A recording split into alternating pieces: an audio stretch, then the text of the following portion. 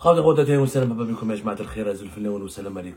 que vous allez bien, j'espère que vous vous portez bien. Nous poursuivons dans cette deuxième partie ce que nous avons commencé dans la première partie, à savoir le décryptage et l'analyse des dessous de cette, pas une loi, ce n'est pas une nouvelle mesure, c'est même pas comment on va l'appeler, c'est une dérive. Tout simplement une dérive. On l'a bien expliqué dans la première émission, les acheteurs et les clients de Fiat Algérie, les acheteurs de véhicules neufs en Algérie, de voitures neuves en Algérie, vont signer un contrat, sont obligés de signer un contrat dans lequel ils s'engagent à ne pas participer à la spéculation illicite. Et j'invite, moi, les Algériens et les Algériens qui vont acheter un véhicule neuf à bien réfléchir avant de signer ce contrat. Parce que c'est un contrat extrêmement dangereux qui fait d'eux potentiellement des spéculateurs. Et donc, ils pourraient être poursuivis par la loi scélérate, la loi extrêmement scélérate et inhumaine, qui a été dénoncée par de nombreux juristes, par de nombreux économistes, la loi de fin décembre 2021 de criminalisant la spéculation illicite, parce que revendre un véhicule maintenant, neuf, de la part qui a été acheté en Algérie, un véhicule Fiat neuf, entre dans le cadre des pratiques spéculatives combattues par les autorités algériennes. Le document est le suivant, on l'a montré dans la première émission. Sincèrement, il n'a pas acheté ton mobile Fiat, mais je t'ai acheté le Habs. Alors, pourquoi? Je le remontre. Pour une raison simple. Comme je l'ai dit dans la première émission, le troisième, il y a deux points extrêmement dangereux dans ce contrat. C'est pas un engagement. Un engagement, voilà, je m'engage à ne pas revendre le véhicule que j'ai acheté auprès de Fiat à des prix beaucoup plus élevés au niveau du marché informel, etc. Non. Il y a d'abord deux points dangereux. Un, quand on va signer cet engagement, le client algérien qui achète un véhicule Fiat reconnaît qu'il a été expressément informé par Stellantis Production Algérie que ce modèle de véhicule fait l'objet de pratiques spéculatives illégales sur le marché national. Donc tu reconnais que c'est un véhicule qui fait l'objet de pratiques spéculatives, et c'est pas la faute aux citoyens. Attendez, mais c'est incroyable. On demande aux citoyens de reconnaître que le produit qu'il mange ou qu'il va acheter ou qu'il va utiliser fait l'objet de spéculation. Mais c'est pas de sa faute. S'il y a une spéculation, c'est parce que les producteurs, les commerçants et les autorités n'ont pas été capables de bien gérer le marché. Le consommateur n'est pas responsable de la régulation du marché, du contrôle du marché, de la surveillance du marché, de la fabrication du produit, de sa commercialisation. C'est du unique au monde. Ce document est très dangereux. On demande aux consommateurs de reconnaître qu'il y a une dérive, qu'il y a un dérapage dont il n'est absolument pas responsable. Ensuite, on dit que le consommateur déclare avoir parfaitement compris que toute opération de revente non conforme à la réglementation en vigueur, notamment à des fins spéculatives, est strictement interdite et constitue une infraction pénalement sanctionnée en vertu de la loi 2115 du 28 décembre 2021 relative à la lutte contre la spéculation illicite. C'est la fameuse loi dont nous avons parlé dans la première partie et qui peut condamner un vendre. Cette loi d'abord elle s'applique sur les commerçants. Elle ne s'applique pas sur les consommateurs. On demande au consommateur de dire qu'il a parfaitement compris que toute opération de revente non conforme à la réglementation en vigueur et elle constitue une infraction à la loi numéro 2115 du 28 décembre 2021. Non mais la loi numéro 2115 du 28 décembre 2021 ne concerne pas les citoyens, elle concerne les commerçants. Le consommateur, lui, il n'est pas obligé, il n'a pas de registre de commerce, c'est pas un concessionnaire, il n'a pas de showroom, il achète un véhicule pour ses besoins personnels. Et s'il va revendre son véhicule, c'est dans le cadre de particulier à particulier. Ce n'est pas dans un cadre de marché classique ou d'activité commerciale classique. En plus, le troisième point dangereux m'engage à ne pas participer directement ou indirectement à une opération de revente à but spéculatif, sous quelque forme que ce soit. Qu'est-ce que ça veut dire une opération de revente à but spéculatif? Là, on a dit tout à l'heure dans la première émission que cette loi, la fameuse loi numéro 2115 du 25 décembre 2021, du 28 décembre 2021, qui a été publiée dans le journal officiel numéro 99 du 29 décembre 2021, elle porte d'abord sur les activités commerciales classiques. Et elle concerne quoi? Elle concerne les produits de première nécessité et les produits de large consommation.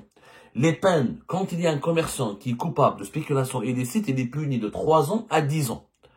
Si la spéculation, elle porte sur les fruits, le lait, les légumes, l'huile, le sucre, le café, les carburants et les produits pharmaceutiques, les peines peuvent varier de 20 ans à 30 ans de prison ferme. Et la peine peut être prononcée à la réclusion criminelle à perpétuité. Ça peut être de la perpétuité si, par hasard, ces pratiques spéculatives sont commises dans des situations exceptionnelles, crise sanitaire, catastrophe naturelle ou une épidémie ou catastrophe naturelle.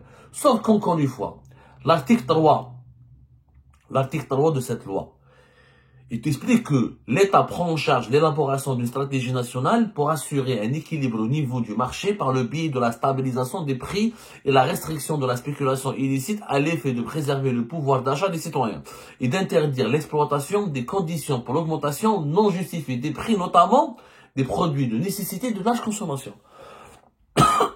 La spéculation, elle est illicite, elle n'est censée concerner que les produits de première nécessité et de large consommation. Est-ce que la voiture est un produit de large consommation? Est-ce que la voiture est un produit de première nécessité? Il n'y a que des anomalies.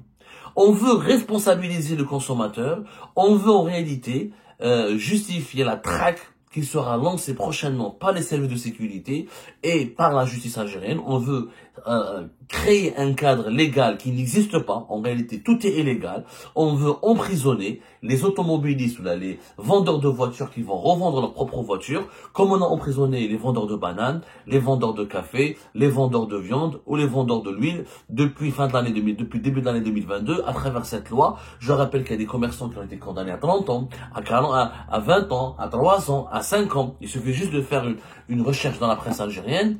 Vous allez voir que il y a eu énormément de condamnations récentes de 2022 à 2024.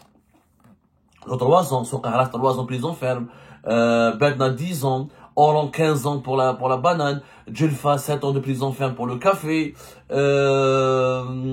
aussi Soukara c'était pour la viande. Donc chaque jour pratiquement, certains cas sont médiatisés, d'autres cas ne sont même pas médiatisés. Des commerçants entrent en prison au nom de cette loi contre la spéculation illicite. Et la définition de la spéculation illicite, on en a parlé tout à l'heure. Elle n'a aucun sens. C'est toute action de stocker pour un produit, des marchandises pour provoquer une pénurie ou pour provoquer une augmentation de leur prix. Est-ce que le gars qui vend sa voiture, j'ai acheté une voiture chez Fiat, ok, et j'ai envie de la revendre. J'ai envie de la revendre. 1 mois, 2 mois, 3 mois. Qu'est-ce qui m'interdit de la revendre? Rien. La vente de voitures entre particuliers et particuliers existe dans le monde entier. En réalité, le régime algérien, comme il n'arrive pas à trouver une loi qui interdit la vente de particulier à particulier, parce que ce serait contre les droits de l'homme, la liberté de commercer, c'est la liberté à la propriété, l'accès à la propriété privée, la liberté de revendre un objet que j'ai utilisé, c'est pratiquement une liberté fondamentale, c'est comme les droits de l'homme. C'est des droits civiques élémentaires. Comme il n'arrive pas à éliminer cette liberté-là, il a imposé aux concessionnaires, à Fiat Algérie, d'imposer à leurs clients, aux acheteurs de véhicules neufs, un contrat qui fait d'eux des potentiels commerciants et qui les qualifie d'emblée de potentiels spéculateurs. Et donc, toute personne qui va signer ce contrat chez Fiat Algérie, elle risque d'être arrêté, d'être interpellé, d'être placé en détention, d'être jugé, d'être condamné à de 3 ans à 10 ans de prison ferme, peut-être même 20 ans, 30 ans de prison ferme si les juges estiment qu'il y avait des situations exceptionnelles et que les voitures sont devenues un produit de première nécessité. Et donc, on peut avoir sa vie brisée, sa famille brisée, et on peut passer de très longues années en prison pour avoir revendu un véhicule. Ce qui est tout simplement anormal. C'est une dictature. Même dans les pires dictatures de la planète, ils n'ont pas fait ça. Maintenant, il faut comprendre que lutter contre la spéculation, c'est une chose. Emprisonner les gens à tort et à travers, c'est une autre chose. D'abord, l'État n'est pas là pour déterminer l'État n'a pas l'État de quel droit, sur quelle logique l'État s'appuie pour dire ça, c'est une pratique spéculative. C'est le marché qui détermine.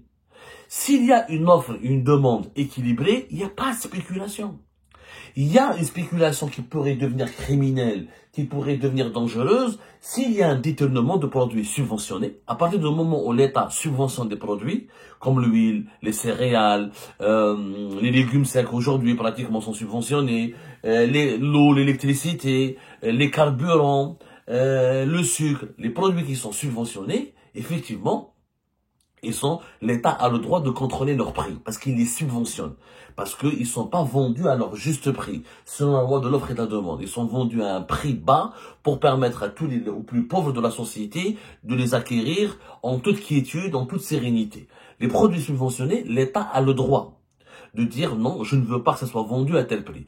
Les logements sociaux, parce qu'ils sont, encore une fois, c'est des logements publics sociaux. Tout ce qui relève de l'État, tout ce qui relève du financement public, l'État a le droit. Mais tout ce qui ne relève pas du financement public, un commerçant, il a le droit d'acheter un produit. S'il peut le revendre 10 fois plus cher parce qu'il y a plus d'offres que il y a plus de demandes que d'offres, l'État m'a dakhlou. L'État, c'est quoi son rôle? C'est de réguler le marché. C'est tout simplement de permettre à la loi de l'offre et de la demande d'être équilibrée, d'établir des lois et de créer un environnement économique qui permet aux commerçants, aux fabricants, aux industriels de créer suffisamment de produits pour satisfaire la demande et pour que la demande et l'offre soient équilibrées, de réguler le marché. C'est pour ça qu'on parle d'un État régulateur. Mais l'État ne peut pas venir du jour au lendemain. Si Fiat, elle coûte 600 millions dans le marché informel, ou le marché informel, 600 millions, elle coûte 300 millions à Fiat. Elle coûte 600 millions. Pourquoi elle coûte 600 millions? Parce qu'il n'y a pas assez de voitures. Parce qu'il y a plus de demandes que d'offres. L'État ne peut pas venir et dire non, moi je veux que les véhicules soient vendus qu'à 300 millions. Ça veut dire que le véhicule devient un produit subventionné. Ça veut dire que si l'État impose, si l'État subventionne lui-même les voitures, ce jour-là il a le droit, comme il subventionne les céréales, le lait, le sucre et les carburants. C'est pas le cas. Si le prix il est cher, c'est parce qu'il n'y a pas de voiture. D'abord, il n'y a pas que les véhicules Fiat qui sont chers. Tous les véhicules d'occasion en Algérie sont chers. Dans ce cas-là, il faut imposer le même engagement à tous les automobilistes algériens. Pourquoi uniquement les acheteurs de véhicules Fiat? Une Maruti qui a été achetée à l'époque de Bouteflika à 30-40 millions et qui est revendue aujourd'hui 120-130 millions. C'est pas de la spéculation? Dans les marchés d'automobiles, les marchés Tedjilabin, le marché de Bouffel je sais pas, dans les marchés de voitures qui existent à travers le pays, tous les véhicules qui coûtaient même pas 100 millions à l'époque de Bouteflika, ils coûtent aujourd'hui plus de 200 voire 300 millions. Tous les véhicules, toutes les voitures, pas uniquement Fiat, toutes les voitures d'occasion, leurs prix ont doublé, ont triplé, voire quintuplé. Parce qu'il y a plus de demandes que d'offres. Comme le pays n'importe pas de véhicules, qu'il n'y a plus de commerce de véhicules, comme le montage des véhicules neufs en Algérie a été suspendu de 2019 à 2024, et qu'il n'y a que Fiat qui fait du montage, et que, comme on est dans la première émission, elle est extrêmement décevante.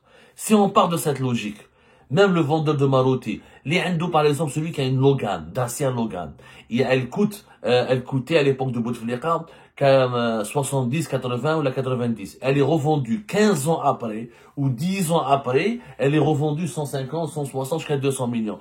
Donc il faudrait le culpabiliser, il faudrait le juger. Parce c'est de la spéculation aussi. Tout le monde est spéculateur. Si on parle de ce principe, il faudra emprisonner tous les automobilistes qui revendent plus cher leurs voitures. Tous les automobilistes sont des spéculateurs. Donc il faut aller à Tedjilabin, il faut aller dans tous les marchés de vente de voitures, il faut emprisonner tout le monde, embarquer tout le monde, emprisonner tout le monde. Il faudra construire des prisons entières que pour les automobilistes qui revendent leurs voitures. Ça n'a pas de sens. Ça n'a tout simplement pas de sens. C'est une aberration. À partir du moment où un objet devient rare, où il n'est pas disponible sur le marché, il coûte plus cher. En réalité, on veut obliger les automobilistes algériens, quand ils achètent un véhicule, de le revendre à un prix plus bas auquel ils ont acheté. L'État veut les obliger à vendre le prix plus bas. De quel droit? Le véhicule, mais qu'est-ce que les pièces détachées sont chères, les pneus sont chers, tout est cher. Donc si je revends mon véhicule, je vais le revendre plus cher. Maintenant, au lieu de culpabiliser les consommateurs concernant les véhicules Fiat, pourquoi on ne culpabilise pas et pourquoi on n'arrête pas les responsables de Fiat Algérie? Parce que le problème de Fiat, c'est quoi? C'est que Doblo, il coûte 300 et quelques, mais dans le marché informel, il coûte 600. Mais comment le gars a pu acheter Fiat Doblo, plusieurs, 2, 3, 4 exemplaires, et les revendre? C'est qu'il y a un réseau, le marché informel, les voitures neuves qui coûtent 2 fois ou 3 fois plus. C'est quoi le problème? C'est quoi le problème exact? C'est qu'il y a des réseaux de revendeurs qui arrivent à acquérir 4, 5 véhicules de l'usine Fiat. Ensuite, ils vont les revendre sur la place publique. تلقاهم في النعجة في الحراج dans les quartiers populaires à Oran à Naba, c'est des revendeurs, ils gardent 3-4 véhicules neufs, ils veulent que ça coûte 500-600 millions alors qu'il les a achetés à 300 millions. Mais qui lui a permis de vendre, d'acheter 3-4 véhicules à Fiat? Il faut juger les responsables de Fiat. Il faut que les responsables de Fiat Algérie, ils soient jugés, soient sous enquête. C'est pas le consommateur, c'est pas la faute au consommateur ou la faute au consommateur final. C'est pas de sa faute s'il y a des revendeurs qui arrivent à acquérir. Déjà, la production de Fiat, elle est faible, on l'a expliqué, elle était même pas de 25 000 en 2024. Elle était même pas réellement de 20 000. Si on trouve même pas de 20 000, c'est des chiffres réels. En 2019, 2025, ils nous ont promis 90 000. C'est déjà extrêmement peu. Très peu. C'est vraiment peu. Donc maintenant, on nous dit que il y a des revendeurs. On nous dit pas, on le voit dans le terrain. Il y a des gens, il y a des réseaux qui arrivent à racheter, à avoir 4-5 véhicules neufs de Fiat et les revendre. Ce sont des gens qui donnent de la chipa, qui arrivent à corrompre les agents commerciaux de Fiat, qui ont des connaissances au sein des concessionnaires de Fiat Algérie, qui ont des connaissances au sein même de l'usine de production de Fiat en Algérie, et les responsables de Fiat Algérie en profitent. C'est vers ces gens-là que l'enquête de... Ça, c'est vrai. Oui, ça, c'est interdit. Un véhicule de l'usine, il sort à 300, il change une semaine après, il est à 600. Mais c'est pas la faute à l'automobiliste. L'automobiliste, c'est pas de sa faute. Il a le droit de revendre son véhicule. Le contrat n'est même pas clair. Dans ce cas-là, il fallait lui dire, dans le contrat, tu achètes à 300 millions. Si on voit que tu as revendu ta voiture plus de 400 millions, alors ça n'a aucun sens. Je rappelle que depuis la loi de finances 2025, on peut plus utiliser le cash pour acheter une voiture. Donc on peut tracer les virements, etc. On peut les tracer. Même si on peut tricher. Je peux m'entendre avec quelqu'un, je lui dis voilà, ma voiture je l'ai payée, on va déclarer par paiement bancaire 300 ou 400, il y a toujours des manières de tricher. Mais l'État va perdre beaucoup de son temps à courir derrière les tricheurs et les spéculateurs, alors que pour régler le problème de la voiture, c'est très simple. Comme pour les bananes, comme pour de l'huile, comme pour les viandes, comme pour le café, il faut rendre ces produits disponibles. Il faut travailler sur la loi de l'offre et de la demande. C'est tout. La prison ne règle pas. Combien de personnes on a mis en prison pour la banane? Est-ce que les prix de la banane ont été revus à la baisse? Non. Est-ce que la banane est pour autant plus disponible qu'avant? Non.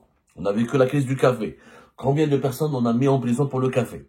Est-ce que le café est devenu moins cher que pour autant? Non. Est-ce que le café est disponible un peu partout? Oui, mais à quel prix? C'est l'État qui les subventionne pratiquement, qui impose aux importateurs l'obligation de l'acheter à perte. Sinon, il est mis en prison. La même chose pour les viandes. Combien de fois on a mis en prison des bouchers, etc. pour pratiques spéculatives sur la viande?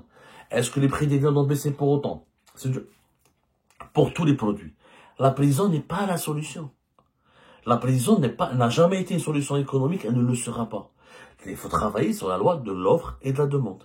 Garantir la disponibilité d'un produit, le produire localement, ou approvisionner le marché, réhabiliter la liberté d'entreprendre, réguler le marché comme il se doit, assurer la transparence, assurer la concurrence loyale, lutter contre l'informel, trouver des moyens de paiement électronique modernes pour tracer toutes les opérations commerciales. Ça, c'est des pratiques modernes, des pratiques de régulation. Oh, l'emprisonnement n'a pas de sens.